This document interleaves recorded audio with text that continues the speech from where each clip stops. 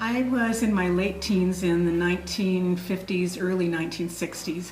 And in those days, what happened was when you graduated from high school, the expectation was that you got married and started having babies. And even the girls who worked as store clerks or in the post office or whatever after they graduated were expected to very quickly after that get married and start having children. Even when I was in nursing school, the expectation there, and in fact for those students who went on to early university at that time, were also thinking, when I finish first year, I probably will get engaged and get married and start having a family. I think I was a bit different because I had a lot of support from my family. My father actually said to me when I was in high school, go as far as you can with your education, don't worry about anything else, just get as much as you can out of school.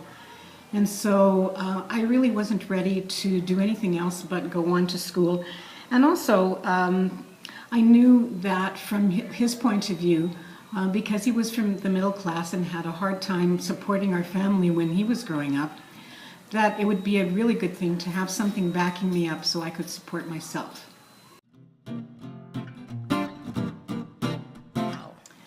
I think young girls today have a much broader aspect to look forward to when they get out of high school. I think that they're taught from an early age that the world is their oyster and that they can pick out whatever they want. And in fact, I think they're encouraged to develop some kind of a passion for an area of life that is interesting to them. And when they have that kind of thing, they can move on and do whatever they want to. I think they still can fall into the trap of believing that the most important thing when they get out of high school is to get married and have a family.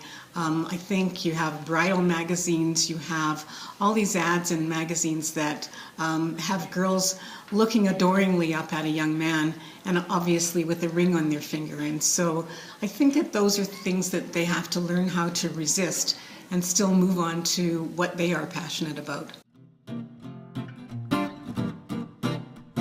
What I drew on at that point was actually a life experience. I was asked to marry when I finished my nurse's school, and in fact I wanted to go on and get further education.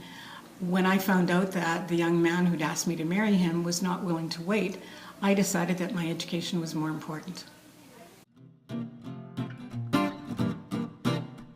I drew on my wish to keep on learning. I had a real love of learning and an excitement about learning new things. And I felt that I was a fairly strong person who had a strong self-esteem at that point in my life. And I didn't want not getting married to stop me from doing what I wanted to do.